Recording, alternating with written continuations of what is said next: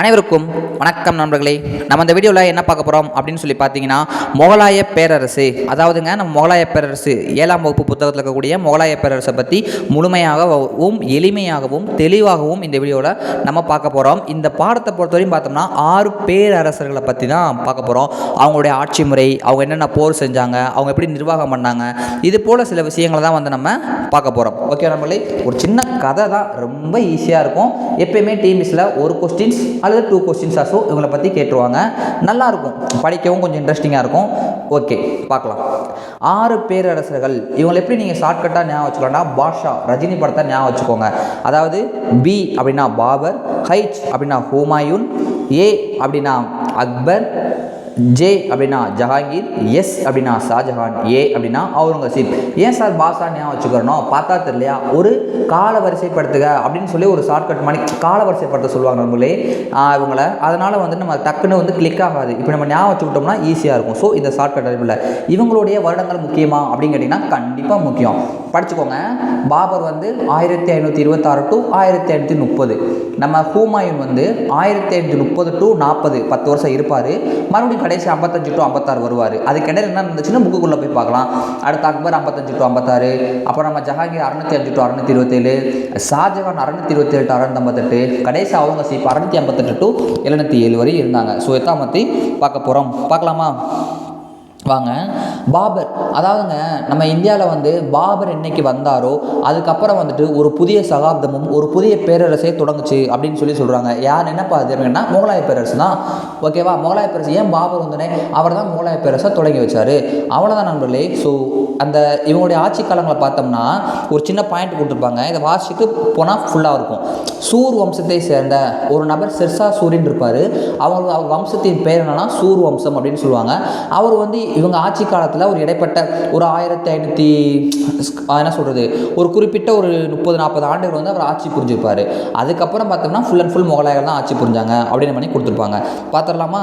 கிட்டத்தட்ட எப்போ இருந்து 1526 1707 வரைக்கும் முகலாயர்கள் அரசுடைய ஆட்சி வந்து நடைபெற்றுச்சு அப்படின்ற மாதிரி கொடுப்பாங்க. பார்க்கலாமா?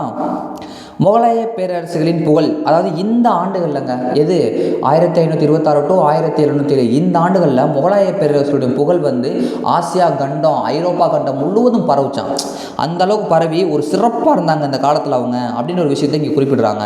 மிகச்சிறந்த 6 முகலாய பேரரசர்கள். புதிய நண்பர்களே, முகலாய அரசு என்பது 1526 1857 வரைக்கும் இருக்கும். ஆனால் 1707 வரைக்கும் தான் பேரரசு. அதுக்கப்புறம் வந்து சின்ன அரசுல ஆயிடுவாங்க. புரிஞ்சுக்கோங்க. பாபரை பொறுத்த வரைக்கும் பார்த்தோம்னா 1528 to 30 நாளோட ஆள் பார்த்தாச்சு. இவர் தாங்க நம்ம இந்தியாவில் முகலாய பேரரசை வந்து தோற்றுவித்தவர். இவருடைய பெயர் என்ன அப்படின்னு சொல்லி பார்த்தோம்னா ஜாகிருதீன் முகமது பாபர். என்ன பாபர்? ஜாகிருதீன் முகமது பாபர். அவருடைய இயற்பெயர்னு சொல்லுவாங்களே, ஸோ அதான் அவருடைய பேர்.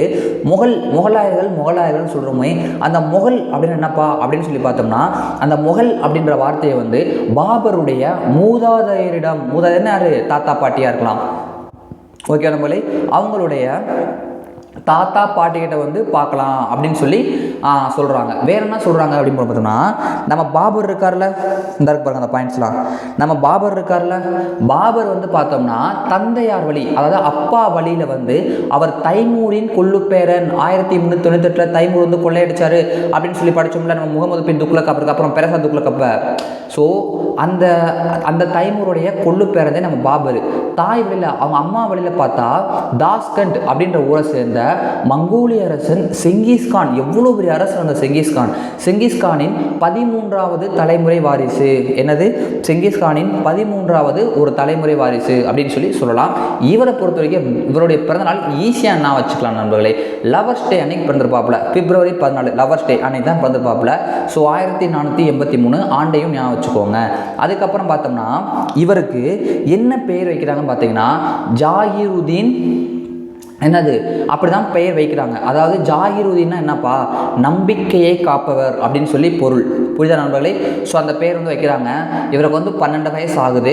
12 வயசு தான் நாங்கள் 7th படிக்கிற வயசுங்க, இல்லாட்டி 6th படிச்சுட்டு இருப்போம், அவ்வளோதான். ஸோ அந்த வயசில் வந்து இவருக்கு என்ன நடக்குதுன்னு பார்த்தோம்னா, மத்திய ஆசியா கண்டத்தில் வந்து நடுவில் இருக்கக்கூடிய ஆசியா இடத்துல வந்து ஒரு சிறிய அரசை, ஒரு சின்ன அரசை வந்து ஒரு பர்கானா மணிக்கு வந்து வாங்கிக்கிறாப்புல. சின்ன பையன் தானே, அதனால் என்ன பண்ணுறாங்கன்னா, உஸ்பெக்குகள் அப்படின்ற ஒரு மக்கள் இருக்காங்க. அந்த மக்கள்களால் இவர் அங்கே வந்து துரத்தி அடிச்சிடறாங்க. சின்ன பையன் தானேங்க, இவர் என்ன பண்ண முடியும், துரத்தி அவரை அடிச்சிடுறாங்க. கிட்டத்தட்ட அந்த துரத்தி அடிச்சதுக்கப்புறம் 10 வருஷம் வந்து நம்ம பாபர் என்ன பண்ணுறாரு அப்படின்னு சொல்லி பார்த்தீங்கன்னா, துயரமான வாழ்க்கை வாழ்கிறாருங்க. அதுக்கப்புறம் பாபர் வந்து காபூலில் வந்து ஆட்சி பொறுப்பேற்கிறாரு. வருஷம் இங்கே கொடுத்துருக்க மாட்டாங்க, நீங்கள் எழுதிக்கோங்க. 1505 வந்து காபூலின் ஆட்சி பொறுப்பு வந்து ஏற்கிறார் நண்பர்களே. அதுக்கப்புறம் என்னப்பா நடக்குது அப்படின்னு பார்த்தோம்னா, காபூலின் ஆட்சி பொறுப்பேற்றது முன்னாடி தைமூர், நம்ம பார்த்தோம்னா தாத்தா தானே தைமூர், நம்ம தாத்தா இந்தியா பக்கம் வந்து கொள்ளையடிச்சு போயிருக்காப்புல, அதாவது கிழக்கு பகுதியில். சரி நம்மளும் போகலாமே அப்படின்ற ஒரு மைண்ட் செட்டு வந்து வருது. ஸோ அதனால் கிழக்கு நோக்கி பார்க்குறாப்புல. 1505 காபூலை கைப்பற்றிய பாபர் அதே ஆண்டில் என்ன பண்ணுறாருன்னா, இந்தியாவை நோக்கி தனது முதல் படையெடுப்பை மேற்கொண்ட ஆண்டு நல்லா ஞாபகம் வச்சுக்கோங்க. எப்போ?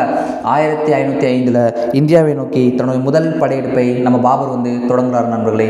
அதுக்கப்புறம் வந்துட்டு இருந்தாலும் மத்திய ஆசியா பகுதியிலே அவர் கவனம் செலுத்தணும். இங்கிட்டு கான்சன்ட்ரேட் பண்ணி அதை விட்டு போடக்கூடாதுல்ல அப்படின்றதுனால அவர் என்ன பண்ணார்னா, கிட்டத்தட்ட ஒரு 1000 இங்கே இருக்கும் பாருங்கள், நான் வந்து கதையாக சொல்கிறேன் தெரிஞ்சுக்கோங்க. கிட்டத்தட்ட ஒரு 1524 வரைக்கும் அவர் பஞ்சாப் இருந்தால் போதும்ப்பா, அதைத்தாண்டி எனக்கு வேணாம் அப்படின்ற ஒரு மனநிலைமையோடு தான் அவர் இருந்தார். ஆனால் நம்ம மக்கள் என்ன பண்ணுறாங்க, யார், தௌலத் கான் லோடியோட மகன் திலாவார் கான் ஒருத்தர் இருக்காருங்க. அப்புறம் டெல்லி சுல்தானுடைய மாமனார் ஆலம் கான் ஒருத்தர் இருக்காருங்க. யாருப்பா இவங்க 2 பேரும் யாரும் கிடையாதுங்க. நம்ம அப்போ வந்து டெல்லி சுல்தானிய அரசராக இருந்த இப்ராஹிம் லோடின்னு ஒருத்தர் இருக்கார். அவரை வந்து பதவியை விட்டு நீக்கணும்னு சொல்லிட்டு நம்ம இந்திய நாட்டில் இருந்து நம்ம பாபர்கிட்ட போய் உதவி கேட்க போனால் 2 பேர். பாபர் நீங்கள் வாங்க, எங்கள் ஊரில் ஒருத்தர் இருக்காப்புல ஆட்சி புடுறாப்புல, எங்களுக்கு பிடிக்கல, நீங்கள் எதாவது பண்ணுங்கள், ஜெயிச்சு நீங்கள் கூட வாங்கிக்கோங்க அப்படின்னு சொல்லிட்டு அவங்க 2 பேரும் போகிறாங்க. பாபர் எங்கே போய் சந்திக்கிறாங்க, காபூல், அங்கே தான் பாபர் இருக்காருன்னு படித்தோம். ஸோ அங்கே போய் சந்திக்கிறாங்க. பாபர் வந்து எப்படா அந்த பகுதியை கைப்பற்றலாம் நினச்சிட்டு இருந்தப்ப ஒரு நல்ல வாய்ப்பாக வந்து கிடச்சிச்சு. அவங்கள வச்சு என்ன பண்ணார்னா 1526 ஏப்ரல் 21, ஓகே நண்பர்களே. ஸோ ஏப்ரல் 21 பாபர் என்ன பண்ணுறாரு அப்படின்னு சொல்லி பார்த்தீங்கன்னா, இப்ராஹிம் லோடியை பானிபட் எங்கப்பா இருக்குது, ஹரியானா. பானிபட் இருக்கக்கூடிய இடம் அப்படின்னு சொல்லி பார்த்தோம்னா நம்ம ஹரியானாவில் தான் இருக்குது நண்பர்களே. ஹரியானாவில் வந்து பானிபட் இருக்குது. அங்கே வந்து தோற்கடிச்சிடுறாங்க. அங்கே இப்ராஹிம் லோடியை வந்து நம்ம பாபர் வந்து பானிபட் போர்க்களத்தை தோற்கடிச்சுடுறாரு. ஸோ அதுக்கப்புறம் என்ன ஆகுதுன்னா, நம்ம பாபர் அவரை தோற்கடிச்சனால நம்ம அந்த பகுதிக்கு வந்து ஒரு முகலாய அரசராக வந்து மாறுறாரு. ஸோ என்ன பண்ணுறாரு, டெல்லியையும் ஆக்ரா வந்து உத்தரப்பிரதேசத்தில் இருக்கிற நண்பர்களே.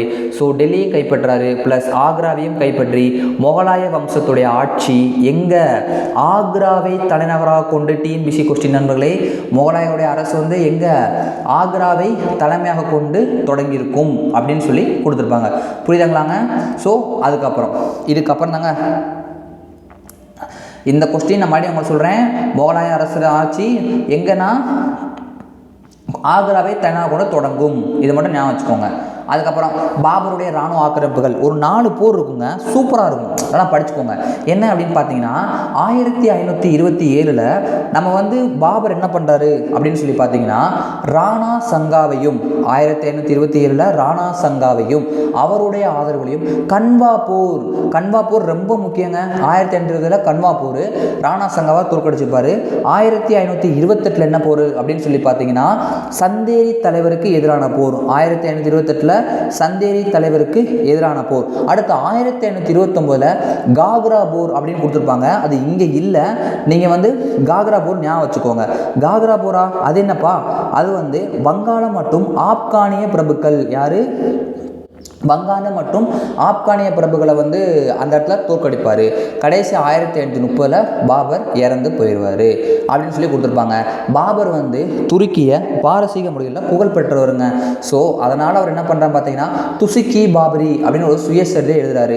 அந்த சுயசரிதைனா என்ன பண்ணுறாரு, அதில் வந்து என்ன பண்ணுறாரு, இந்துஸ்தான், அதாவது நம்ம இந்தியா வந்து முகலாயர்கள் முதல் இந்துஸ்தான் தான் கூப்பிடுவாங்க. ஸோ நம்ம இந்துஸ்தான் பற்றிய என்ன பாருங்கள், கருத்துக்கள், விலங்குகள், செடிகள், மரங்கள், மலர்கள், கனிகள் குறித்து குறித்து பதிவு செஞ்சுருக்காரு. இதெல்லாம் பற்றி எழுதியிருப்பாருன்னு சொல்லியிருப்பாங்க. செங்கிஸ்கான் இவங்களுடைய தம் அம்மா வழியில் செங்கிஸ்கானின் 13வது வாரிசுன்னு பார்த்தோம்ல. ஸோ அதனால் செங்கிஸ்கான் வந்து என்ன பண்ணுவார் அப்படின்னா, தம்முடைய மகன்களில் யார் வந்துங்க ராஜா பதவிக்கு தகுதியோ அவரை தான் வந்து அவர் ராஜாவாக்குவார். சும்மா மூத்த மகன் நல்லா இருக்கான் அவனை தான் ராஜாவாக்கணும் அப்படிலாம் கிடையாது. தகுதி இருக்கா உனக்கு, நீ ராஜாவாகு, அதான் மேட்ரு. ஸோ அப்படி தான் வந்து அறிவிச்சிருந்தார். ஸோ அதே மரபை வந்து பாபரும் பின்பற்றி தன்னுடைய நமக்கு பிடித்த மகன் தனது மூத்த மகன் ஹுமாயூனை வந்து ஆட்சி பொறுப்பில் வைக்கிறாரு. பாபர் 530 இறந்து போயிடுவார். ஸோ ஹுமாயூனை பொறுத்தவரை பார்த்தோம்னா வச்சுக்கோங்க, நம்மளே ஒரு சில விஷயங்கள் இருக்கும். என்ன 1530 to 1540 10 வருஷம் ஆட்சி புரியாப்புல. என்னப்பா 55 to 56, அப்போ இந்த இடைப்பட்ட கேப்பில் யார்? அப்போ தான் அந்த சிர்சா சூரி நம்ம அறிமுகத்தில் பார்த்தோம்ல. ஸோ அப்போ தான் அந்த சிர்சா சூரி வருவார். ஸோ ஹுமாயூன் இருக்கார் நண்பர்களே. ஹுமாயூன் வந்து அரச பதவி ஏற்ற உடனே என்ன பண்ணுறான்னா, அவங்க அப்பாவான பாபர் வந்து தம்பிகள் 3 பேர் இருக்காங்க, அவங்களுக்கும் நம்ம நாட்டை பிரித்து கொடு, நீங்கள் எல்லாரும் சேர்ந்து நாட்டை ஆளுங்க அப்படின்னு வந்து பாபர் சொல்லியிருப்பார். அதன் அடிப்படையில் கம் இன் அஸ் அப்படின்னு ஞாபகம் வச்சுக்கோங்க. கம்ரான், ஹிண்டல், அஸ்காரி இவங்க 3 பேருக்கும் ஒரு குறிப்பிட்ட பகுதியை நம்ம ஹுமாயூன் வந்து அவங்க தம்பிகளுக்கும் பிரித்து கொடுத்துறாரு. நான் டெல்லியை வச்சுக்கிறேன், நீங்கள் 3 பேரும் மிச்சம் 3 பகுதியை வச்சுக்கோங்க அப்படின்னு சொல்லி பகுதியை பிரித்து கொடுத்துட்றாரு. அதுக்கப்புறம் அவங்க வந்து என்ன பண்ணுறாங்க அப்படின்னு சொல்லி பார்த்தோம்னா, ஆனால் அவங்க எல்லாருமே பிரித்து இருந்தாலுமே அவங்களுக்கும் டெல்லி ராஜாவாகணும் ஆசை. புரியுதா நம்மளே? நம்ம எவ்வளோ தான் இப்போ குரூப் 4 படிக்கிறோம்னு வச்சுக்கோங்களேன், என்ன தான் இருந்தாலும் நமக்கும் குரூப் 2 வேலைக்கு போகணும் ஆசை இருக்கும்ல. இப்போ குரூப் 2 படிக்கணும்னு வச்சுக்கோங்க, நம்மளும் குரூப் 1 போகணும்னு ஆசை இருக்கும்ல. ஸோ ஏதோ ஒரு வழியில் ஆசை அப்படின்றத கொடுத்துருப்பாங்க. அதுக்கப்புறம் பார்த்தீங்கன்னா இதே டெல்லி அரியணை மீது மற்றவங்களும் வந்து போட்டி போடுறாங்க. யாருங்க? பீகாரையும் வங்காளத்தையும் நம்ம சிர்சா சூரின்னு படித்தோம்ல. ஸோ பீகாரையும் வங்காளத்தையும் ஆட்சி செய்து வந்த ஆப்கானியரான யார்? இவர் ஆப்கானிஸ்தான் நாட்டுக்காரரான சிர்சா சூரி அப்படின்னு சொல்லுவாங்க, அல்லது சிர்சா சூர். இவர் என்ன பண்ணுறாருன்னு பார்த்தீங்கன்னா 1539 சவுசா அப்படின்ற இடத்துலையும் 1540 கன்னோசி அல்லது கன்னோஜ் அப்படின்ற இடத்துலையும் 2 இடத்துல நம்ம ஹுமாயூனை வந்து தோற்கடிச்சு போகிறாருங்க. தோற்கடிச்சுட்டு அரியணையிலேருந்து அவரை தூக்கி எறிஞ்சிட்டு போகிறாரு. உடனே ஹுமாயூன் ஒருத்தர் தோத்துட்டு ஈரானுக்கு வந்து ஓடுறாரு. ஈரானில் பாரசீக அரசர் ஒருத்தவர் இருக்கார். அவருடைய பேர் என்ன பார்த்தீங்கன்னா சா தாம்சப். அவர் வந்து சாபாவின் வம்சத்தை சார்ந்தவர். ஸோ அவருடைய உதவியால் 1555 கிட்டத்தட்ட 15 வருடங்கள் கழித்து மறுபடியும் வந்து நம்ம இதை கைப்பற்ற ஜெயிக்கிறாரு. 55 ஜெயிச்சு பாவம் மனுஷன் 56 நம்மளுடைய லைப்ரரியிலிருந்து படிக்கட்டில் எடறி விழுந்து இறந்து போயிட்டாராங்க. ஸோ எவ்வளோ சோதனைக்குரிய ஒரு விஷயம் அதெல்லாம் இங்கே இருக்கும் நண்பர்களே. ஸோ ஹைலைட் பண்ணால் தான் பார்த்துக்கோங்க. ஒரு விஷயம் சொல்ல மறந்துட்டேன், இந்த வீடியோ உங்களுக்கு பிடிச்சிருந்துச்சுன்னா ஒரு லைக் பண்ணுங்கள். எல்லாருமே லைக் பண்ணிவிட்டு பாருங்கள். நியூவாக பார்க்குறவங்க சப்ஸ்கிரைப் பண்ணி வச்சுக்கோங்க. புரியுதா நண்பர்களே? நம்ம நிறையா நல்ல கிளாஸஸ் எடுப்போம். அடுத்து சிர்சா. என்னப்பா சிர்சா? 1540 1545 வரைக்கும் சிர்சா நண்பர்களே. சிர்சா வந்து என்ன பண்ணுறாரு அப்படின்னு சொல்லி பார்த்தோம்னா, பீகாரில் அதை சொன்ன ஆல்ரெடி பீகார் வங்காளம் சொன்னோம்ல. ஸோ பீகாரில் சசாராம் அப்படின்ற பகுதியை ஆண்டு வந்த ஹசன் சூரி, அவங்க அப்பா பேர் என்னன்னா ஹசன் சூரி, அவருடைய மகன் தான் இவர். அவர் வந்து ஒரு ஆப்கானிய ராஜா, ஆல்ரெடி பார்த்தோம், ஆப்கானிஸ்தான் நாட்டுக்காரரு. ஸோ சிர்சா என்ன பண்ணுறாரு அப்படின்னு பார்த்தோம்னா, நம்ம பாபர் மொகலாய வம்சத்தின் ஆட்சியை ஆக்ராவிலேருந்து தொடங்கி வச்சார்.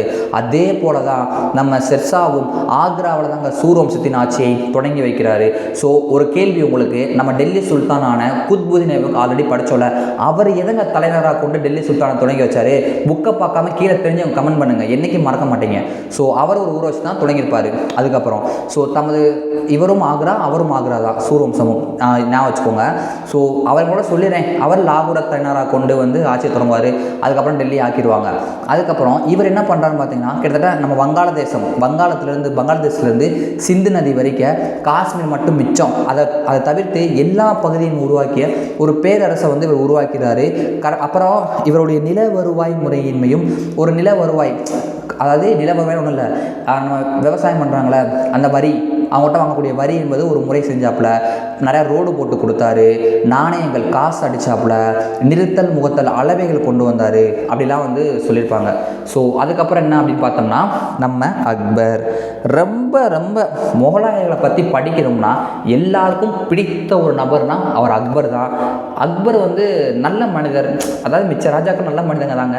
ஸோ அக்பரை பற்றி படிக்கும்போது எல்லாருக்குமே ஒரு நல்ல அபிப்பிராயம் இருக்கும் கூட சொல்லலாம். பரவாயில்ல, ஒரு நல்ல ராஜா அப்படின்னு சொல்லி. ஜோதா அக்பர்னு படம்லாம் வந்துச்சு, பார்த்துருப்பீங்க.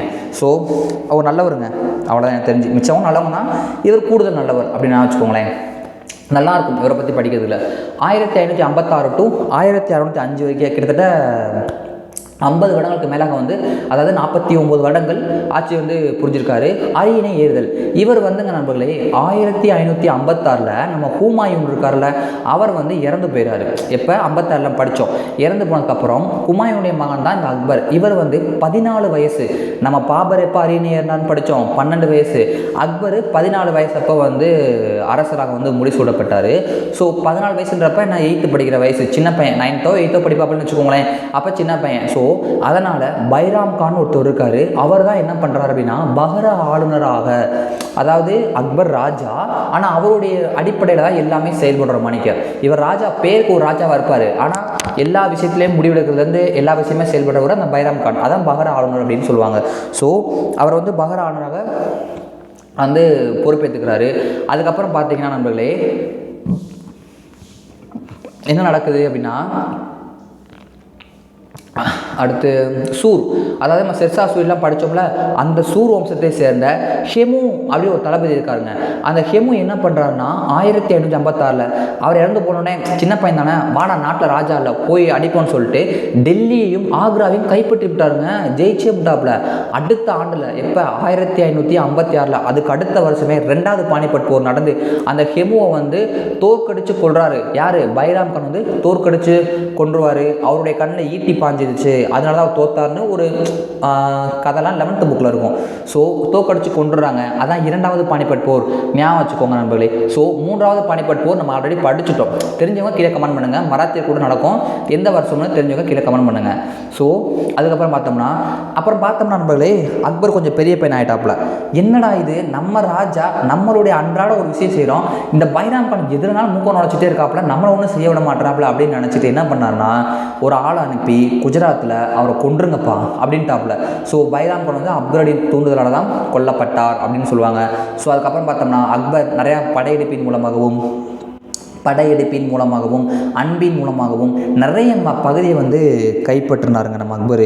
அதுக்கு அடுத்து பார்த்தோம்னா இவரை பொறுத்த வரைக்கும் ஆண் பெண்லாம் கிடையாது, பெண்ணாலே ராணி தானே, ஏன் வேறுபாடு பார்க்கணும், நீ ராணி அவ்வளோதான், நான் ராஜா, நான் ஆண் நீ பெண் அப்படின்னு சொல்லிட்டு பெண் ஆட்சியாளர் மீதும் படையெடுத்திருக்காருங்க. கிட்டத்தட்ட மாலவத்தையும், அது ஒரு பாயிண்ட் கொடுத்துருப்பாங்க பார்த்துக்கோங்க, மாலவத்தையும் மத்திய இந்தியாவின் சில பகுதிகளையும், மாலவம்னா நான் ஆல்ரெடி சொல்லியிருக்கேன்ல, அந்த குஜராத் ராஜஸ்தான் பக்கத்தில் அந்த 2 இடமும் இணைக்கூடிய பகுதி தான் மாலவம் அப்படின்னு சொல்லுவாங்க. மத்திய இந்திய பகுதியை சேர்ந்த யாருங்க? ராணி துர்காவதி. புரியுதாங்க நண்பர்களே? ராணி துர்காவதியை வந்து என்ன பண்ணுவார் அப்படின்னு சொல்லி பார்த்தோம்னா தோற்கடிச்சிடாரு. ராணி துர்காவதியை வந்து அக்பர் தோற்கடிச்சதை மற்ற அரசர்கள் விரும்பவே இல்லை. ஏன்பா எங்க அக்பர் உங்களை என்னங்க அவங்க பண்ணாங்க, நீங்கள் எதுக்குங்க அவங்களுக்கு சண்டை போட்டு அவங்க நாட்டை கைப்பற்றுறீங்கன்னு சொன்னாங்க. ஒன்றும் பண்ணலை, இருந்தாலும் நான் வந்து பேரரசு ஆகணும், என் நாட்டை விரிவுபடுத்தணும்னு நினைக்கிறேன், அதனால தான் அவங்களை இது பண்ணி சொல்லிட்டு அக்பர் சொல்லியிருப்பார்.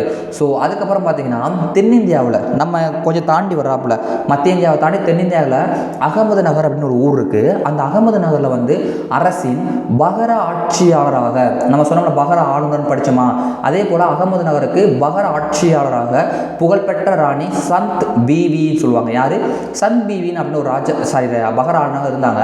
அவங்க மீதும் நம்ம அக்பர் படையெடுக்கிறாப்புல. ஆனால் அவங்க சரியான எதிர்ப்பு, பார்த்துருவோம் அக்பர் நீயா நானான்னு சொல்லிட்டு எதிர்த்து போடுறாங்க. ஐயோ இவங்க போன நம்மளை தாங்க முடியலப்பான்னு சொல்லிட்டு அக்பர், அதாவது அவர் டெல்லியிலேருந்து நம்ம அகமது நகருக்கு வந்திருக்காருங்க, கொஞ்சோண்டு படை வீரர் தான் கூட்டு வந்திருப்பாரு, படை வீரர் விட்ட இருந்திருக்க மாட்டாங்க. அதனால் தாக்கு பிடிக்க முடியல, வாங்க அமைதி உடன்படிக்கையை போட்டுருவோம் அப்படின்னு சொல்லிட்டு அவரோட அமைதி உடன்படிக்கையை போட்டு அவங்களும் நட்பாக்கிட்டாரு அப்படின்ற பாயிண்ட்டை இங்கே கொடுத்துருப்பாங்க. ஸோ அடுத்து என்னப்பா நடக்குது? ஹால்டிகாட் போர். இது ரொம்ப ரொம்ப முக்கியமான போருங்க. ஸோ மேவார் ஒரு அரச குடும்பங்க. இந்த புக்கில் வந்து நீங்கள் புரியாதவங்க சொல்கிறேன், சூர் வம்சம் சொல்கிறாங்க, முகலாய வம்சம் சொல்கிறாங்க, மேவார் அரச வம்சம் சொல்கிறாங்க. என்னப்பா இதுனா இதெல்லாம் ஒரு ராஜா மக்கள், அதாவது இப்போ குறிப்பிட்ட நம்ம இப்போ தமிழ்நாட்டில் இந்த இன மக்கள், இந்த ஜாதி மக்கள், அந்த ஜாதி மக்கள், இந்த மதத்தை கும்பிட்றவங்க, அந்த மதத்தை பிரிவினை இருக்குல்ல. ஸோ இதே போல் அந்த காலத்தில் இந்த அரச குடும்பம், அந்த அரச குடும்பம், இல்லைங்க பிடிச்சு கொடுங்க, அதெல்லாம் வேணாங்க, ஒரு ஊர் இருக்குன்னு வச்சுக்கோங்களேன், எங்கள் குலதெய்வம் இது, எங்கள் குலதெய்வம் இது அப்படின்னு நம்மளாம் பேசுகிறோம்ல. ஸோ நம்ம இந்த சாமி கும்பிட்றவங்க அந்த சாமி கும்பிட்றவங்களாம் சொல்லுவோம்ல, அதைத்தான் அந்த காலத்தில் வந்து இந்த வம்சத்தின் மக்கள்னு சொல்கிறாங்க. அவ்வளோதான். ஹால்டிகாட் போர் அப்படின்னு சொல்லி பார்த்தோம்னா ராணா உதய் சிங் அப்படின்னு ஒருத்தர் இருக்காருங்க. அவரை வந்து ராஜபுத்திர அரசர் தோற்கடித்து 1568 சித்தூர், என்ன ஒரு சித்தூரையும் 69 ராந்தம்பூரையும் 2 ஊரை வந்து நம்ம அக்பர் வந்து கைப்பற்றாரு அப்படின்றத போட்டிருப்பாங்க. அதுக்கப்புறம் ஒன்றும் இல்லை, அந்த ராணா உதய் சிங்குடைய மகன் ஒருத்தர் இருக்காப்புல, யாருன்னா ராணா பிரதாப். ராணா உதயசிங்கின் மகன் பேர் ராணா பிரதாப். 1576 வந்து ஹால்டிகாட் போரில் வெற்றி பெற்றார் அப்படின்ற மணிக்க. ஸோ அதாவது அவரையும் தோற்கடிச்சார். அதான் ஹால்டிகாட் போரே. புரித நண்பர்களே, அவரை 68 தோற்கடிச்சு சித்தூரையும் காந்தமுறையும் கைப்பற்றினார். இவரை 76 தோற்கடிச்சு அதாவது ஹால்டிகாட் போரில் ஜெயிச்சார். ஸோ இந்த ராணா பிரதாப் அக்பர் ஜெயிச்சதுக்கப்புறம் என்ன பண்ணுவார் பார்த்தீங்கன்னா, அந்த சேத்தக், அவர் குதிரை வளர்த்துருப்பாப்புல, அந்த குதிரையோட பேர் சேத்தக்கு, அதை தப்பிச்சு போயிருப்பார். ஏன்ப்பா தோத்தவர் வந்து கொடுத்துருக்காங்கன்னா, ஒரு பெரிய ராஜாவாக இருந்திருக்கலாம், அவரும் நிறைய துணிச்சலானவர் இருந்திருக்கலாம். ஸோ அதனால் அவங்க பேரை வந்து கொடுத்துருக்காங்க. அடுத்து அரேபியா, தென்கிழக்காசியா, சீனாவுடன் வாணிக தொடர்பு. நம்ம அக்பர் தாங்க மிச்ச அரசரோட ஒப்பிடும்போது அரேபியா, தென்கிழக்காசியா, சீனா பூரா நாட்டு கூட வணிக உறவு வந்து வச்சுருப்பாப்புல. என்ன பண்ணுறாருன்னா, குஜராத்தை வந்து கைப்பற்றி விட்டாப்புல. ஸோ குஜராத்தை கைப்பற்றினால குஜராத்து கடற்கரை ஏரியா தானே, அந்த இடத்துல வணிகம் மேற்கொண்டிருந்த அரேபியரையும், யார் அரேபியர் அவங்களையும், சேக் அப்படின்னு சொல்லுவாங்களே அவங்களையும், ஐரோப்பியரையும், அவங்க வந்து அந்த இடத்துல வந்து வணிகம் பண்ணிட்டு இருக்காங்க. ஸோ அந்த அரேபியரையும் ஐரோப்பியரையும் வந்து தன்னுடைய கட்டுப்பாட்டின் கீழ் வந்து நம்ம அக்பர் வந்து கொண்டு வந்துட்டாப்புல.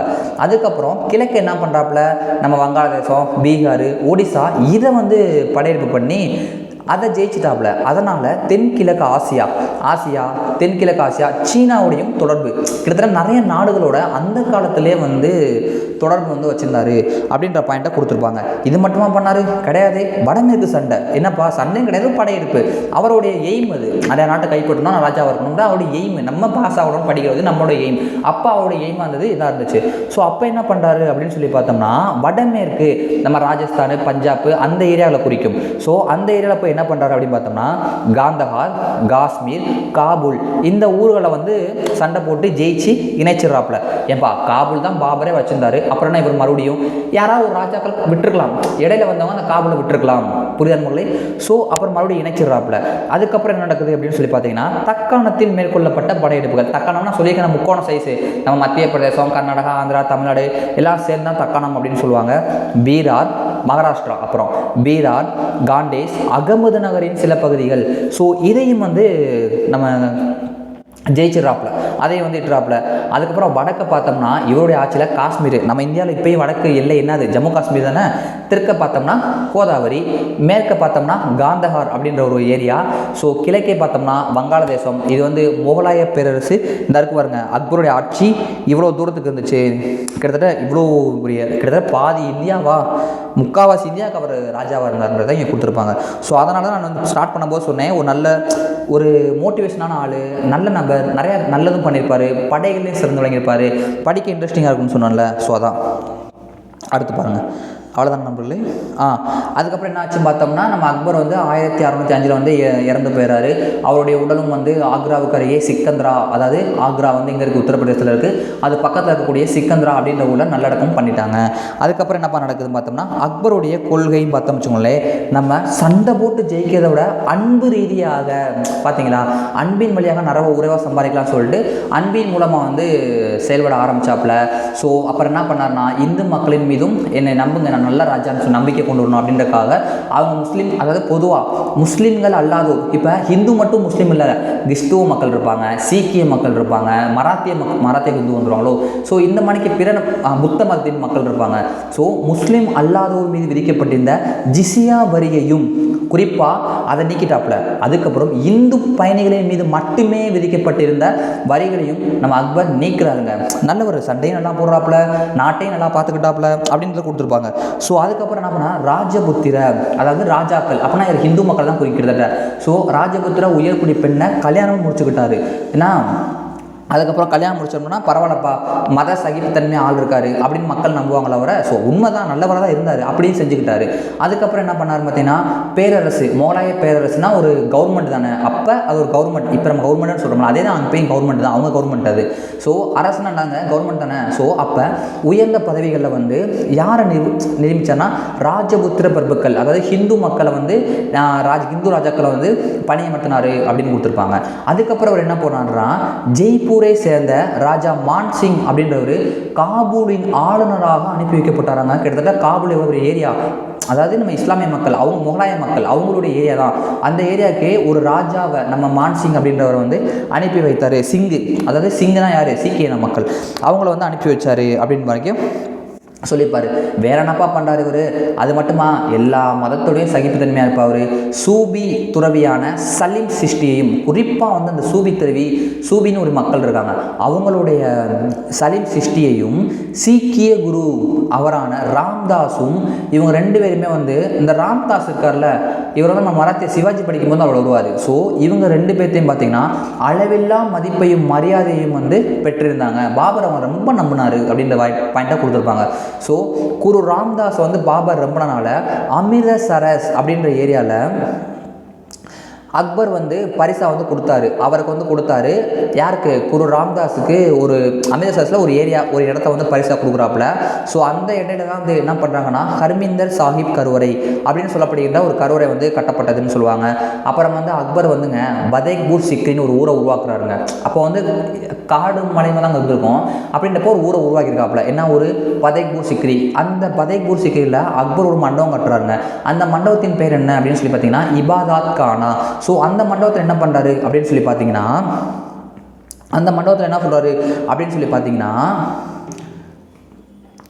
அனைத்து மதங்களும், ஓகே நம்மளே, ஸோ அனைத்து மதங்களின் அறிஞர்களும் ஒன்று கூடுறாங்க. அனைத்து மதங்களின் அறிஞர்களும் ஒன்று கூடி உரையாடினாங்க அப்படின்ற பாயிண்ட்டை கொடுத்துருப்பாங்க. வேற என்ன சொல்கிறாங்கன்னா அதான் கொடுத்துருப்பாங்க. ஸோ பார்த்தீங்களா, நிர்வாகம் நல்லா பண்ணுறாப்புல, சண்டை நல்லா போடுறாப்புல, எல்லா மதத்தையும் சகித்துக்கிறாரு. இதை விட என்னங்க ஒரு ராஜாக்கு வேணும்? அடுத்து பண்பாட்டு பங்களிப்பு. இதை பொறுத்தவரையும் பார்த்தோம்னா அக்பர் வந்துங்க கல்வியை வந்து ரொம்ப ஆதரிச்சாருங்க. அக்பர் வந்து என்ன பண்ணார்? ஸ்கூல் படிப்பு ரொம்ப முக்கியம். ஏதோ சொல்லுவாங்கள்ல, படிப்பு முக்கியம் நம்ம சொல்லுவாங்கள்ல, டக்குன்னு ஞாபகம் மாட்டேங்குது.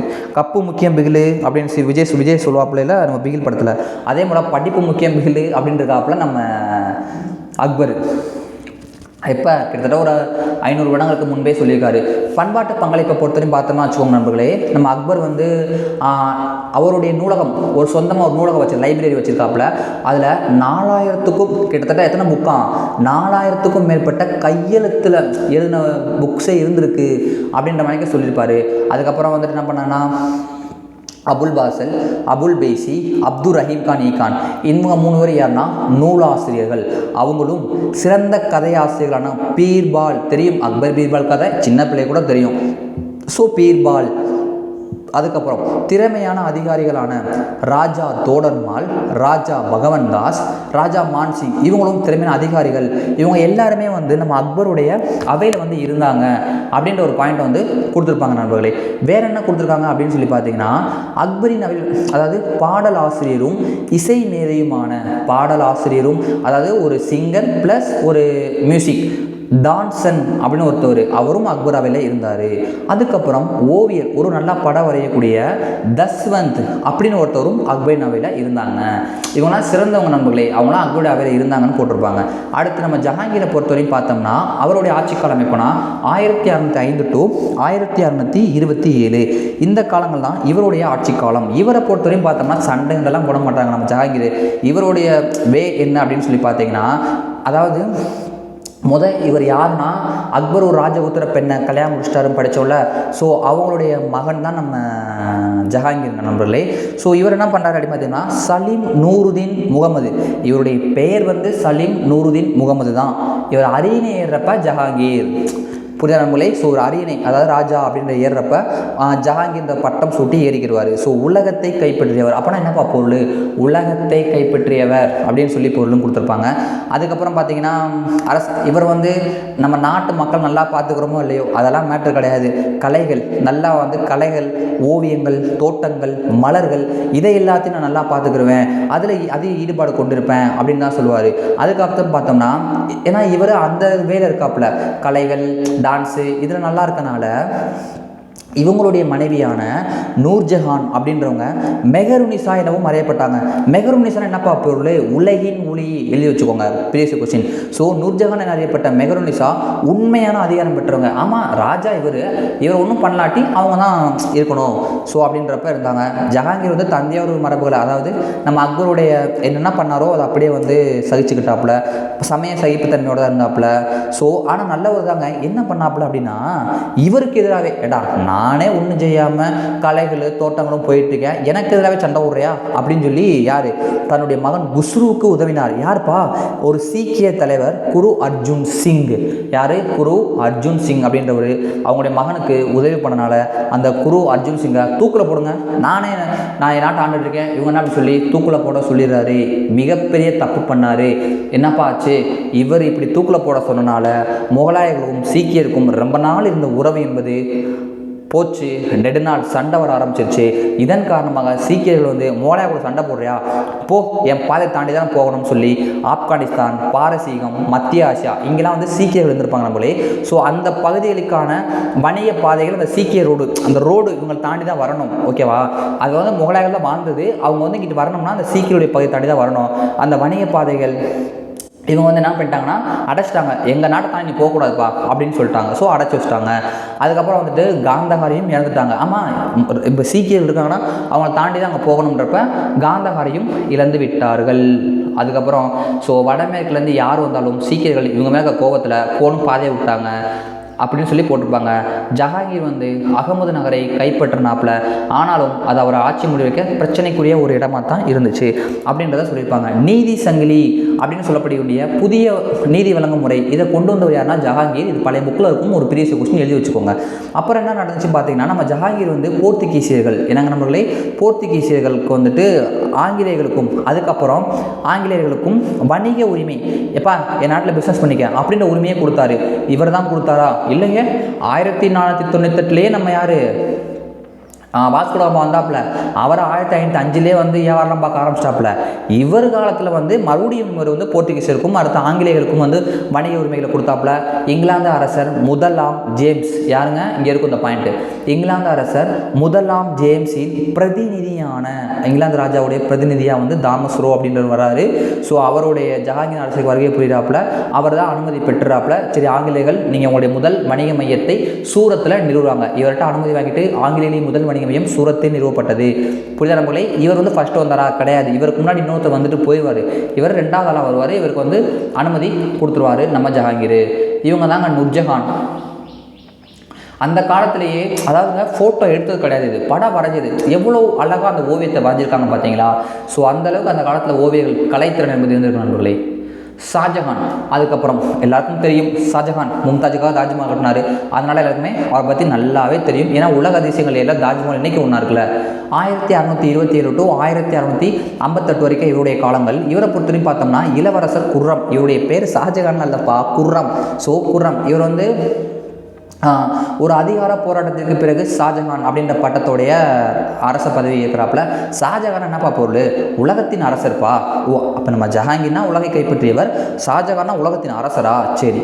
அதுக்கப்புறம் என்ன சொல்கிறாங்க அப்படின்னு பார்த்தோம்னா, அகமது நகருக்கு எதிராக படையெடுத்து 1632 இவர் தாங்க அந்த அகமது நகரை முழுமையாக தன்னுடைய கட்டுப்பாட்டில் கொண்டு வந்தார். வருடம் வந்து 1632. அதுக்கப்புறம் என்ன பண்ணுது அப்படின்னு சொல்லி பார்த்தீங்கன்னா, விஜயபுரையும் கோல்கொண்டாவையும் கைப்பற்றாரு. பரவாயில்ல, ஷாஜஹான் தான் அப்பா தான் அப்படி இருக்காப்புல, நம்மளாச்சும் நல்லா பண்ணுவோம்ட்டு மறுபடியும் பிஜப்பூர் கோல்கொண்டாவெல்லாம் கைப்பற்றுறாப்புல. அடுத்து மராத்திய போர் தளபதிகள், குறிப்பாக ஷாஜி போன்ஸ்லே இவங்கெல்லாம் வந்து தக்கான அரசுகளும் பணியில் சேர்றாங்க அந்த காலத்தில். ஸோ மராத்திய வீரர்களும் வந்துட்டு இவருடைய காலங்களில் ஜாயின் பண்ணுவாங்க. அவ்வளோதாங்க, பெருசாக அவங்க கொடுத்துக்க மாட்டாங்க. சமய விஷயங்களில் நம்ம ஷாஜஹானை பொறுத்த வரைக்கும் சமய விடயங்களில் ஷாஜஹான் சகிப்புத்தன்மை அற்றவர் நண்பர்களை பார்த்துக்கோங்க. ஸோ சகிப்புத்தன்மை அற்றவராக தான் இருந்தார். இவருடைய ஆட்சி காலத்தில் தாங்க, கிட்டத்தட்ட ஷாஜஹானோட ஆட்சி காலத்தில் தான் முகலாயோட புகழ் உச்சத்தை எட்டியது, பயங்கரமாக போச்சு அப்படின்னு ஒரு விஷயத்த சொல்கிறாங்க. அதுக்கப்புறம் பார்த்தோம்னா 1657 ஷாஜஹான் நோய்வாய்ப்பட்டதை தொடர்ந்து என்னது இவருக்கு நோய் வந்துருச்சு. அதுக்கப்புறம் இவருக்கு 4 மகன்கள்ங்க. பேர் தாரா, சூஜா, முராத் மற்றும் அவுரங்கசீப். இவங்க அதில் தாரா, சூஜா, முராத் இவங்க 3 பேர்த்தையும் கொண்டு போட்டு நம்ம அவுரங்கசீப் வந்து ராஜாவாக வராரு அப்படின்ற மாதிரி போட்டிருப்பாங்க. சரிப்பா, ஷாஜஹான் ராஜா, ஆனால் நம்ம அவுரங்கசீப் வந்து என்ன பண்ணுறான்னு பார்த்தீங்கன்னா நண்பர்களே, இங்கே இருக்கு பாருங்க. அவுரங்கசீப் இந்த கொடுத்துருப்பாங்க, நான் சொன்ன பாயிண்ட்லாம் நான் கதையாக சொல்கிறேன் கேட்டுக்கோங்க. அவுரங்கசீப் என்ன பண்ணிப்பான்னா, தன்னுடைய அப்பாவை 8 வருஷம் ஜெயிலில் போட்டு வச்சுருப்பாப்புல. அம்மாவை தும்தா வச்சுருக்காங்களே, ஸோ அவங்க வந்து பார்த்துட்டே இருக்கிற மணிக்கு ஒரு ஜெயிலில் போட்டு வச்சுருப்பார். ஆக்ரா கோட்டையில் உள்ள சாபார்ச் அப்படின்ற அரண்மனையில் கிட்டத்தட்ட ஒரு 8 வருஷம் வாழ்ந்தார் அப்படின்னு ஒரு பாயிண்ட் வந்து கொடுத்துருப்பாங்க. ஸோ அவுரங்கசீப் இவர் என்னப்பா, இவர் ஒரு முக்கியமானவருங்க, ரொம்ப முக்கியமானவர். இப்போ நம்ம பார்த்தோம்னா 5 அரசர்கள் எல்லாத்துக்குமே ஆப்போசிட்டாக விஷயம் பண்ணுறவர் தான் இவர் என்ன பண்ணார் பார்த்தோம்னா, அதே போல் இவருடைய பேரரசு முடிஞ்சு வச்சு. முகலாய மாமன்னர்களில் கடைசி அரசரான அவுரங்கசீப் யார்? முகலாய மாமன்னர்களிலுங்க கடைசி அரசர் தாங்க நம்ம அவுரங்கசீப்பு. ஸோ தம் சந்தையை சிறைப்படுத்தி ஆட்சி தொடங்குறாப்புல ஆலம்கீர் அப்படின்ற பட்டத்தோடைய பதவி ஏற்கிறாரு. ஆலம்கீர்னா இங்கே உலகை கைப்பற்றியும் போட்டிருப்பாங்க. உண்மையான பொருள் வந்து உலகை வெல்பவர் 11th புக்கில் இருக்கும். அதை குறித்து வச்சுக்கோங்க, இதையும் குறித்து வச்சுக்கோங்க, அவ்வளோதான். ஸோ தன்னுடைய தாத்தா ஜஹாங்கீரை போல கலைகளின் மீது ஆர்வம் கொண்டவராகவோ அல்லது தன்னுடைய அப்பா ஷாஜகானை போல கட்டிடக்கலையின் மீது ஆர்வம் கொண்டவராகவோ கிடையாது. இவர் என்ன பண்ணாருன்னா, எந்த மதத்தையும் எனக்கு வந்து நம்ம முஸ்லீம்ஸ், அதாவது முகலாயர் அப்படின்னு சொல்லிட்டு எந்த மதத்தையுமே இவர் வந்து இது பண்ணலை. தன்னுடைய மதத்தை வந்து கொஞ்சம் நல்லா பண்ணாருன்னு கொடுத்துருப்பாங்க. ஸோ இந்துக்களின் மீது மீண்டும் ஜிசியா வரியை விதித்தார். இந்துக்களின் மீது மீண்டும் ஜிசியா வரியை வந்து விதிக்கிறாரு அப்படின்னு சொல்லி இவர் விதிக்கிறார் மறுபடியும். ஓகேவா நண்பர்களே? ஸோ அதாவது அதுக்கப்புறம் என்ன சொல்கிறாங்க அப்படின்னு பார்த்தீங்கன்னா, இந்துக்களை அரசு பணிகளில் அமர்த்துவதை தவிர்க்கிறார். இந்து மக்களை என்ன பண்ணுறாருன்னா, அரசு பணியில் கூட அமர்த்த மாட்டாராங்க. ஸோ அப்படி வந்து ஒரு ராஜா மாதிரி வாழ்ந்துக்காரு. அவருடையவே அது என்ன அப்படின்றது அவருக்கு தான் தெரியும் அந்த காலத்தில் என்ன நடந்துச்சுன்னு. ஸோ அதனால் அப்படிலாம் பண்ணியிருப்பார். 1658க்கும் 1681க்கும் இடைப்பட்ட இந்த காலத்தில் என்ன நடந்ததுன்னு பார்த்தீங்கன்னா, வட இந்தியாவில் இருந்த அவுரங்கசீப் பண்டேலர்கள், சீக்கியர்கள், ஜாட்டுகள், சாத்னிமேர் எல்லா கழகத்தையும் அடங்கிறாப்புல. இவர் திறமை வாய்ந்த ராஜாங்க. ஆனால் வந்து ஒரு சில விஷயங்கள் ஆப்போசிட், மற்ற நம்ம முன்னோர்களின் ஆப்போசிட்டாக செயல்பட்டுருப்பார், அவ்வளோதான். ஸோ அதுக்கப்புறம் வந்துட்டு வடகிழக்கில் வடகிழக்கு நம்ம அஸ்ஸாம் பக்கம் வந்துடும், அருணாச்சல பிரதேஷ் அந்த ஏரியா. ஸோ காமரூபா முதல்ல வந்து நம்ம அஸ்ஸாம் இருக்குல்ல, இப்போ அந்த உடைய பழைய பேர் காமரூபான்னு தான் சொல்லுவாங்க நண்பர்களே.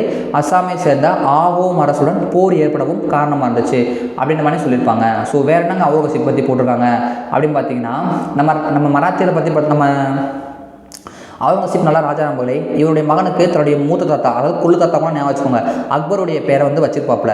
அவர் என்ன பண்ணுறாருன்னா, தன்னுடைய அப்பாவுக்கு எதிராக அவுரங்கசீப்க்கு எதிராக வந்து புரட்சி பண்ணுறாப்புல. யார் கூட சேர்ந்துக்கிட்டு? சிவாஜியுடைய மகனான சாம்பாஜி கூட சேர்ந்துக்கிட்டு போர் இதெல்லாம் பண்ணுவாப்புல. அப்புறம் சாம்பாஜி கூட வந்து ஒப்பந்தம் போடுவாப்புல. இவருக்கு அவுரங்கசீப்புக்கு மராத்திய சிவாஜியை பிடிக்காதுன்னு நம்ம புக்கில் கொடுத்துருக்காங்க. ஆனால் அவரோட சேர்ந்து கொடுவாப்புல.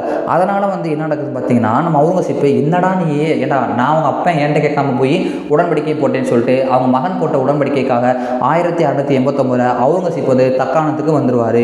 அதுக்கப்புறம் என்ன நடக்குது அப்படின்னு சொல்லி பார்த்தோம்னா, தக்காணத்தில் அவுரங்கசீப் வந்து பிஜப்பூர், கோல்கண்டா அரசுகளை, ஆமாம் இவர் பெரிய ராஜா, சரி வந்தாச்சு பக்கத்தில் ஒரு நாட்டை பிடிச்சி வைப்போம் அப்படின்ட்டு பிஜப்பூரையும் அகமது நகரையும் பிஜப்பூரையும் கோல்கண்டா அரசுகளையும் பிடிச்சி வச்சுக்கிறாப்புல.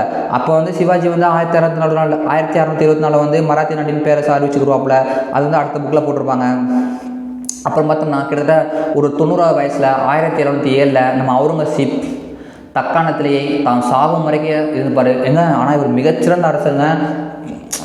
என்ன சொல்கிறது, இந்த அரசர்கள் எல்லாமே வந்து அவுரங்கசீப்பு, அக்பர், பாபர், ஷாஜகான் எல்லாருமே சொல்லலாம் நல்ல அரசர்களாக இருந்திருப்பாங்க, நல்லா வந்து ஆண்டிருப்பாங்க. அந்த காலத்தில் எப்படிலாம் வாழ்ந்துருக்காங்கன்னு பாருங்கள். அவுரங்கசீப் ஆட்சியின் இறுதியில் பார்த்தோம்னா ஆங்கிலேயர்கள் இவருடைய காலத்தில் மதராஸ், அதான் நம்ம தமிழ்நாடு, சென்னை, கல்கத்தா, மும்பை இந்த இடங்கள்லாம் என்ன பண்ணாங்கன்னா பிஸ்னஸ் ஏரியா வந்து வச்சுட்டாங்க அப்படின்னு நம்ம கொடுத்துருப்பாங்க. பிரெஞ்சுக்காரங்களும் தங்களுடைய முதல் வணிக மையத்தை பாண்டிச்சேரியில் நிறுவிட்டாங்க அப்படின்னு ஒரு பாயிண்ட் கொடுத்துருப்பாங்க. முகலாயருடைய நிர்வாகம் நண்பர்களே, இவங்களுடைய நிர்வாகத்தை பொறுத்தவரைக்கும் பார்த்தோம்னா என்ன அப்படின்னு சொல்லி கேட்டிங்கன்னா,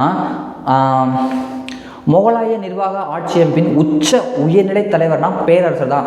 சட்டம் போடுறவர் அவர் தான், சட்டம் இயற்றுறவரும் அவர் தான், அந்த படைகளுடைய தலைமை தளபதியும் அவர் தான், நீதி வழங்குபவர் அவர் தான். ஸோ ரொம்ப முக்கியமான எல்லா அதிகாரமே அவர்கிட்ட இருக்குன்ற பாயிண்ட்டை கொடுத்துருப்பாங்க. அதுக்கப்புறம் இப்போ தான் நம்ம முக்கியமான பாயிண்ட்டு, இந்த பாயிண்ட் ரொம்ப முக்கியம். அந்த குறிச்சிருக்கேன் நான், மிக முக்கிய அதிகாரிகள் யார்ப்பா? வக்கீல், அதாவது பிரதம மந்திரி அப்படின்னு சொல்லுவாங்க நம்மளே. பிரதம மந்திரி, வக்கீல் அதாவது வஜீர் அப்படின்னு சொல்லுவாங்க. அடுத்து வஜீர் அல்லது திவான்னா வருவாய்த்துறை மற்றும் செலவுகளை பார்த்துக்கொள்ளக்கூடிய ஒரு அதிகாரி. மீர் பாக்சி அப்படின்னா இராணுவத்துறையில் ஒரு அமைச்சர். மீர் சமான் அப்படின்னா அரண்மனை நிர்வாகத்தை கவனிக்கக்கூடியவர். குவாஜி அப்படின்றவர் தலைமை நீதிபதி. சதாவுஸ் சுதூர் அப்படின்றவர் இஸ்லாமிய சட்டங்களான சாரியா அதை நடைமுறைப்படுத்துபவர். இந்த அதிகாரிகள்லாம் அங்கே இருந்தாங்கன்னு சொல்லியிருப்பாங்க. இதெல்லாம் பார்த்துக்கோங்க, ரொம்ப முக்கியம், கேட்பாங்க எப்பயுமே இந்த டிஎன்பிசியில். மாகாண நிர்வாகத்தை பொறுத்தவரை பார்த்தீங்கன்னா, நம்ம முகலாய பேரரசு, அந்த முகலாய நாடு அப்படின்றது வந்து பல மாகாணங்கள், பல மாகாணங்களாக பிரித்தாங்க. அந்த சுபாக்கள், ஒவ்வொரு சுபாவும் சுபேதார் அப்படின்ற அதிகாரியின் கட்டுப்பாட்டில் வந்து வச்சுக்கிட்டாங்க. அதுக்கப்புறம் என்னப்பா நடக்குது அப்படின்னு சொல்லி பார்த்தோம்னா, அந்த சுபாவும் ஒவ்வொரு சுபாவுமே அதாவது மாகாணங்களும் பல சர்க்கார்களாக பிரிக்கப்பட்டிருந்தது. என்ன பிரிக்கப்பட்டிருந்தது? சர்க்கார். சர்க்கார் என்னப்பா? மாவட்டம். ஸோ பல மாவட்டங்களாக பிரிக்கப்பட்டிருந்தது அப்படின்ற பாயிண்ட்டை கொடுத்துருப்பாங்க. வேற என்ன சொல்கிறாங்க? சர்க்கார்கள் பர்கானாக்களாக பிரிக்கப்பட்டுச்சு. சர்க்கார்கள் பர்கானாவை பிரித்து வச்சுருந்தாங்க. ஸோ பர்கானா என்னப்பா? பல கிராமங்கள், அதாவது ஒரு 10 கிராமம் சேர்ந்தது ஒரு பர்கானா, வட்டம் நம்ம சொல்கிறோம் நண்பர்களே. ஸோ அதுதான் இப்போ பர்கானா அப்படின்னு சொல்லுவாங்க. அதுக்கப்புறம் இவங்களோட உள்ளாட்சி நிர்வாகத்தை பொறுத்தவரைக்கும் ரொம்ப முக்கியமான பாயிண்ட்ஸ் நிறையா இருக்கும் நண்பர்களே. உள்ளாட்சி நிர்வாகம், நகரங்களும் பெருநகரங்களும், அதாவது நகரங்கள் பெருநகரங்கள் இதெல்லாம் வந்து கொத்தவால் அப்படின்னு சொல்லப்படுகின்ற ஒரு அதிகாரி வந்து நிர்வகிச்சாராம். அந்த கொத்தவால்னா யாரு அப்படின்னு சொல்லி கேட்டிங்கன்னா, சட்டம் ஒழுங்கை பராமரிக்கிறவர். இதை சட்டம் ஒழுங்கை பராமரிப்பார். அப்போ கிராம அளவில் பார்த்தா யாருப்பா? கிராம அளவில் பார்த்தோம்னா வச்சுக்கோங்க நம்மளே, முறைப்படுத்தப்படாத கிராம அளவிலான நீதி வழங்கும் அமைப்பு, அதாவது நாட்டாமை படத்தில் பார்த்துருப்பீங்களா, பஞ்சாயத்து பண்ணுவாங்களே. ஸோ அவங்க சொல்கிறதான் சட்டன்ற மணிக்கு கரெக்டு. அதாவது எப்படி சொல்கிறது, அவங்களோட மனசுக்கு நல்லது பட்டதை செய்வாங்களே, அந்த மாதிரி தான் இருந்துச்சு கொடுத்துருப்பாங்க. படையை பொறுத்த வரைக்கும் காலாட்படை, குதிரைப்படை, யானைப்படை, பிரிங்கிப்படை எல்லாமே இருந்துச்சு, சிறப்பாக இருந்துச்சு அப்படின்ற பாயிண்ட்டை கொடுத்துருப்பாங்க. மன்சப்தாரி முறை முக்கியமான ஒரு விஷயம் நம்மளே கொண்டு வந்தவர் யாருன்னு பல டைம் கேட்டிருக்காங்க. யார் கொண்டு வந்தால் பார்த்தீங்கன்னா நம்ம அக்பர் தான் கொண்டு வந்திருப்பார். இந்த மன்சப்தாரி முறையை வந்து என்ன நடக்கும் பார்த்தீங்கன்னா, பிரபுக்கள், ராஜா, பிரபுனா ராஜா நம்மளே. ஸோ ராஜாக்கள், இராணுவ அதிகாரிகள், ஓகேவா, அதுக்கப்புறம் குடிமைப்பணி, நம்ம ஐஏஎஸ் ஐபிஎஸ் அந்த நிர்வாகம்லாம் பண்ணுவாங்கள்ல. ஸோ இந்த 3 பேருடைய பணியும் ஒரே ஆள் தான் பார்ப்பாப்புல. 3 பேர் பார்த்த வேலையை ஒத்தாள் பார்ப்பாப்புல. அப்போ எவ்வளோ முக்கியமான பணி. ஸோ அதான் இந்த மன்சப்தாரி முறை அப்படின்னு சொல்லுவாங்க. மன்சப்னா என்னப்பா பொருள் அப்படின்னு கேட்டிங்கன்னா, தகுதி அல்லது படிநிலை, அந்தஸ்து அப்படின்னு சொல்லுவாங்க. ஸோ அதுக்கப்புறம் பார்த்தோம்னா நம்மளே இந்த மன்சப்தார் நம்ம படிக்கிறோம்ல, இவர் வந்து 2 வரி வந்து வாங்குவாங்க. ஒன்று சாட், இன்னொன்று சவார். ஸோ இந்த 2 வரியில் வந்து வாங்குவாங்க. சவார் அப்படின்னு என்ன பார்த்தோம்னா, சாட் அப்படின்னா அவருடைய தகுதி, சாட்டா அவர் தகுதி இருக்கா, அவ்வளோதான். அப்போ சவார் அப்படின்னு என்ன பார்த்தீங்கன்னா, ஒரு மன்சப்தாரி பராமரிக்க வேண்டிய குதிரைகளுடைய மற்றும் குதிரை வீரர்களுடைய எண்ணிக்கையை குறிக்கும். குதிரைகள், குதிரை வீரர்கள் அவங்க 2 எண்ணிக்கையும் குறிக்கும் அப்படின்னு நம்ம சொல்லியிருப்பாங்க. ஸோ மன்சப்தார் ஊதியமானது அவரால் பராமரிக்கப்படும் குதிரைகளின் எண்ணிக்கையை, அதாவது 10,000 10,000 வரைக்கும் எத்தனை குதிரை வேணால் அவரால் வச்சுருப்பாப்புல, அதுக்கு ஏற்ற மாதிரி அவங்களுக்கு ஊதியம் கொடுப்பாங்க அப்படின்னு ஒரு பாயிண்ட் வந்து கொடுத்துருப்பாங்க. ஸோ வந்து குதிரைகளுக்கு வந்து முத்திரை வந்து இங்கே இருக்கும் நண்பர்களே, குதிரைக்கு வந்து முத்திரை இடுவாங்க. ஏன்னா திருடுறதை தவிர்க்கணும் அப்படிக்காண்டி குதிரைக்கு முத்திரை போடுவாங்க. அக்பருடைய ஆட்சி காலத்தில் இந்த மன்சப்தாரி முறை நம்ம படிக்கிறோம்ல, அது வந்து பரம்பரை உரிமையெல்லாம் கிடையாது, ஓகேவாங்க. ஆனால் அவருக்கு பின்னாடி இருந்த அவருடைய சந்ததிகள் அது ஒரு பரம்பரை உரிமையாக வச்சுட்டாங்க அப்படின்ற பாயிண்ட் கொடுத்துருப்பாங்க. நில வருவாய் நிர்வாகம் ரொம்ப இம்பார்ட்டன்ஸ், இவங்களோட நிர்வாகம் ரொம்ப முக்கியங்க. ஸோ நில வருவாய் நிர்வாகத்தை பொறுத்தவரைக்கும் பார்த்தோம்னா, அக்பருடைய ஆட்சியின் போது நில வருவாய் நிர்வாகம் சீரமைக்கப்பட்டதுங்க. யார், எத்தனை ராஜாக்கள் படித்தோம், ஆனால் எந்த ராஜாவோட பேர் வருது, அக்பர். ஸோ அக்பர் வருவாய்த்துறை அமைச்சரான, அக்பருடைய அவையில் வருவாய்த்துறை அமைச்சராக இருந்தவர் யாருன்னு பார்த்தீங்கன்னா ராஜா தோடர்மால். அவர் என்ன பண்ணுறாரு அப்படின்னு சொல்லி பார்த்தீங்கன்னா, ஷெர்ஷா அறிமுகம் செய்த முறையை பின்பற்றுறாருங்க. நம்ம ஷெர்ஷா அவர் வந்து ஒரு நில வருவாய் முறையில் அறிமுகம் செஞ்சா படித்தோம்ல, அந்த முறையை வந்து அவர் பின்பற்றாரு. அம்முறையை சீர் செய்கிறாப்புல. தோடர்மாலின் ஜப்து முறை, இந்த ராஜா தோடர்மால் தான் ஒரு ஜப்து அல்லது ஜப்தின்னு சொல்லுவாங்க. ஸோ அந்த முறையை வந்து கொண்டு வராரு.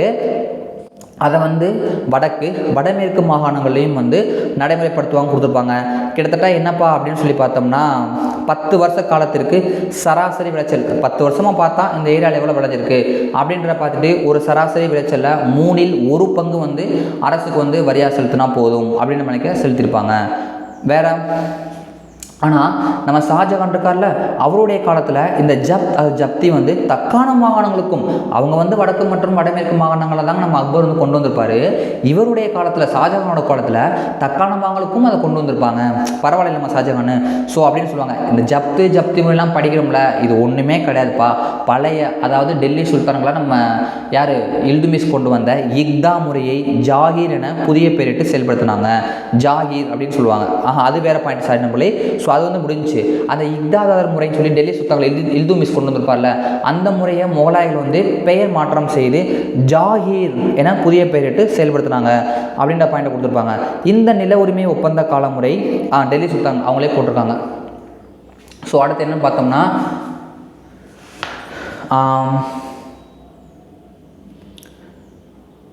அதான் நம்மளே இங்கே கொடுத்துருக்காங்க பாருங்களேன். மாவட்ட அளவிலான வரி வசூல் அதிகாரி. நான் குறிச்சிக்க பாயிண்ட்லாம் ஏதாவது சொல்லாமல் இருந்தேன்னா நீங்கள் ஹைலைட் பண்ணி குறித்து படிச்சுக்கோங்க. மேக்ஸிமம் ரொம்ப இம்பார்ட்டன்ஸ் பாயிண்ட் நான் சொல்லிடுவேன். மாவட்ட அளவில் வரி வசூல் செய்வார்ல, அவர் என்ன சொல்லுவாங்கன்னா அமில் குஜார் அப்படின்னு சொல்லுவாங்க. ஸோ அமில் குஜார் அவருக்கு வந்து பொட்டதார், கணுங்கோ, பட்வாரி, முக்காதாம் போன்ற துணைநிலை அதிகாரிகள் உதவி செஞ்சாங்க. ஸோ மாவட்ட அளவிலான வரி வசூல் அதிகாரியின் பெயர் என்ன? அமில் குஜார். அவருக்கு இவங்கெல்லாம் உதவி பண்ணாங்க அப்படின்னு ஒரு பாயிண்ட்டை கொடுத்துருப்பாங்க. ஜமீன்தாரி முறை ரொம்ப இம்பார்ட்டன்ஸுங்க. ஜமீன்தாரி முறையை பொறுத்தவரை பார்த்தோம்னா நில உரிமையாளர்கள் வந்து, அதாவது நில உரிமையாக வந்து அந்த நிலத்துக்கு உரிமை கொண்டாடக்கூடியவங்க, அவங்கள்ட்ட இருந்து நில வரியை வாங்கி கவர்மெண்ட் அரசுக்கு செலுத்த வேண்டியவங்க தான் ஜமீன்தார் முறை அப்படின்ற மாதிரி சொல்லுவாங்க. ஜமீன்தார்கள் பொறுத்தவரை பார்த்தோம்னா வரியை வசூலிச்சுக்கிறதுக்காக படைகளை வந்து வச்சுக்கலாம், படை வச்சுக்கோங்கப்பா அப்படின்ற மாதிரி உரிமை கொடுத்துருப்பாங்க. அதுக்கப்புறம் பார்த்தோம்னா உள்ளூர் அளவிலான தலைவர்கள், சிற்றரசர்களாக இருப்பாங்களே, அவங்களும் வந்து ஜமீன்தார் சொல்லி தான் அழைக்கப்பட்டாங்கன்னு கொடுத்துருப்பாங்க. ஸோ அவங்க வந்து பாரம்பரிய உரிமை கொடுத்துருப்பாங்களா நண்பர்களே. ஸோ இந்த பாட்டை பார்த்துக்கோங்க, ரொம்ப இம்பார்ட்டன்ஸ் வந்து இதில் தான்.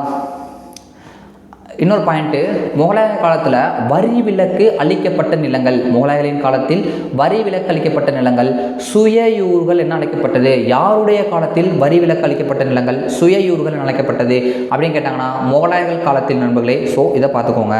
வேறு என்னப்பா படிக்கணும் அப்படின்னு சொல்லி பார்த்தீங்கன்னா, சமயத்தை பொறுத்தவரையும் பார்த்தோம்னா நம்ம அக்பர் இருக்கார்ல, மிகவும் முற்போக்காளர். ஏன்பா அந்த மதம் இந்த மதம் பிரித்து பேசுகிறீங்க, எல்லாம் ஒன்று தான்ப்பா அப்படின்னு சொல்ல ஒரு தாராள மனப்போங்கு கொண்டவராகவும் அவரை சொல்கிறாங்க.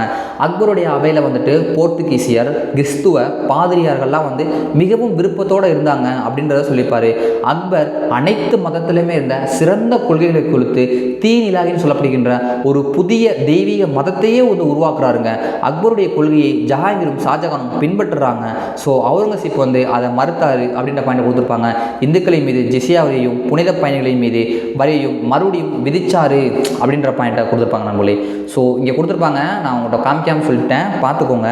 வேறு என்ன சொல்கிறாங்க அப்படின்னு சொல்லி பார்த்தீங்கன்னா, கலையிலையும் கட்டக்கலையிலையும் கட்டடக்கலையிலையும் பாரசீக கட்டடக்கலை, முகலாயர்களை பொறுத்தவரைக்கும் படிச்சிங்கன்னா பாரசீக கட்டடக்கலை அப்படின்னு சொல்லுவாங்க. பாரசீக கட்டடக்கலை முறையை இந்தியாவில் அறிமுகப்படுத்தியவர் பாபர். அந்த அடிப்படையில் தான் வந்து ஆக்ரா, பியானா, டோலக்பூர், குவாலியர், கியூல், அதாவது இங்கெல்லாம் வந்து நிறையா கட்டினாங்க. ஹுமாயூனுடைய டெல்லி அரண்மனை தீன் இ பனா ரொம்ப முக்கியம். ஹுமாயூனுடைய டெல்லி அரண்மனைனா தீன் இ பனா அப்படின்னு சொல்லுவாங்க. ஸோ அந்த தீன் இ பனா வந்து பின்னாளில் ஷெர்ஷா சூழல் அழிக்கப்பட்டு ஷெர்ஷா அங்கே புராண கிழவை கட்டினான்னு சொல்லுவாங்க. ரொம்ப முக்கியமான ஒரு பாயிண்ட்டு. அடுத்து பார்த்தோம்னா திவான் இ காஸ், திவான் இ ஆம், பஞ்ச் மஹால் பிரமிடு வடிவிலான 5 அடுக்கு கட்டடம் அப்படின்னு சொல்லுவாங்க. ஸோ அதெல்லாம் வந்து ரங்க் மஹால், சலீம் சிஸ்டின் கல்லறை, புலந்தர் வாசா, இந்த அத்தனை இடத்தையுமே கட்டினது யாருன்னு பார்த்தோம்னா நம்ம அக்பர் தான் அப்படின்றத கொடுத்துருப்பாங்க. வேற என்னப்பா, சிக்கந்தராவில் அக்பரின் கல்லறை கட்டடப் பணிகளை அக்பர் வந்து இறந்து போயிட்டாருன்னா அவருடைய மகன் தானே முழுசாக முடிக்கணும். ஸோ ஜஹாங்கீர் வந்து அதை முடித்தார். ஆக்ராவில் வந்து நூர்ஜஹானின் தந்தையான இம்மத் உத்தவுலாவின் கல்லறையும் கட்டினார் அப்படின்னு யார்? ஜஹாங்கீர். ஸோ முகலாய பேரரசுடைய இங்கே கொடுத்துருப்பாங்க நம்மளை. இதை ரீட் பண்ணாலே போதும், உங்களுக்கு சொல்கிற விடவை முகலாய பேரரசுடைய புகழ் வந்து உன்னதமும் ஷாஜகான் காலத்தில் தான் இட்டு செஞ்சிச்சு அப்படின்னு சொல்லியிருப்பாங்க. முக்கியமான பாயிண்ட் வரும் பாருங்க. இங்கே இந்த ஷாஜகான் இருக்கார் நம்மளே, அவருடைய காலத்தில் விலை உயர்ந்த நவரத்தின கற்கள் பதிக்கப்பட்ட மயிலாசனம் தயாரிக்கப்பட்டது. விலை உயர்ந்த நவரத்தின கற்கள் பதிக்கப்பட்ட ஒரு மயிலாசனம் வந்து தயாரித்தாங்க அப்படின்றத கொடுத்துருப்பாங்க. ஸோ அடுத்து என்ன கொடுத்துருக்காங்க அப்படின்னு சொல்லி பார்த்தோம்னா, யமுனை நதிக்கரையில், எங்கே நம்ம யமுனை நதிக்கரையில் வந்துட்டு தாஜ்மஹால் கட்டினாங்க. அப்புறம் ஆக்ராவில் முத்து மசூதி, மோதி மசூதி கட்டினாங்க. டெல்லியில் மிகப்பெரிய ஜூமா மசூதி கட்டினாங்க. இதெல்லாம் கொடுத்துருப்பாங்க. ஸோ இதெல்லாம் படிச்சுக்கோங்க. முக்கியமாக கேட்டால் ஒன்ஸ் ரீட் பண்ணிக்கோங்க. லால் குயிலா நடக்கக்கூடிய செங்கோட்டையை வந்து ஷாஜகான் கட்டியிருப்பார். 1639 வந்து கட்டியிருப்பாங்க. இதான் வந்து முகலாய பேரரசு வாழ்விடம், சிவப்பு கட்டில் கட்டியிருப்பாங்க அப்படின்னு சொல்லி பாயிண்ட் கொடுத்துருப்பாங்க. ஸோ இதையும் பார்த்துக்கோங்க நண்பர்களே. முகலாயர்களை பொறுத்த வரைக்கும் இவ்வளோ தான். நான் வந்து அவங்களுடைய நிர்வாகத்தை பொறுத்த வரைக்கும் கொஞ்சம் ஃபாஸ்ட்டாக சொன்ன மணிக்கு இருக்கும். நீங்கள் வந்து கொஞ்சம் ஸ்லோவாக வச்சு பார்த்துக்கோங்க. ஏன் கொஞ்சம் ஃபாஸ்ட்டாக சொன்னேன்னா போதும், கொஞ்சம் வேகமாக படிச்சுக்கோங்க நீங்கள் எல்லாருமே. ஓகே நம்மளே, ஸோ நல்லா படிச்சுக்கோங்க, ரொம்ப ரொம்ப முக்கியம். இன்னொரு பார்த்தாங்க ஒரு லைக் பண்ணுங்கள், புதுசாக பார்க்க சப்ஸ்கிரைப் பண்ணிக்கோங்க. நம்மளுடைய சேனலை வந்து உங்கள் ஃப்ரெண்ட்ஸுக்கும் ஷேர் பண்ணி நல்லா நடத்துகிறாங்கன்ற ஒரு விஷயத்தை சொல்லுங்கள். தேங்க்யூ.